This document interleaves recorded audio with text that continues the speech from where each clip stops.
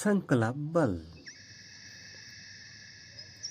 सिद्ध होना हो तो प्रबल इच्छा शक्ति चाहिए, मन का अपरिमित बल चाहिए। अध्यवसायशील साधक कहता है, मैं चुल्लू से समुंदर पी जाऊंगा, मेरी इच्छा मात्र से पर्वत चूर चूर हो जाएंगे।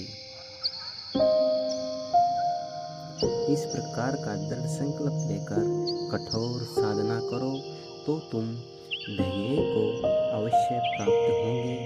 स्वामी विवेकानंद। तो दोस्तों, स्वामी विवेकानंद के ये वचन थे। तो ऐसे ही पॉजिटिव एफर्मेशन के लिए आप मेरे चैनल को सब्सक्राइब करें, वीडियो को लाइक करें।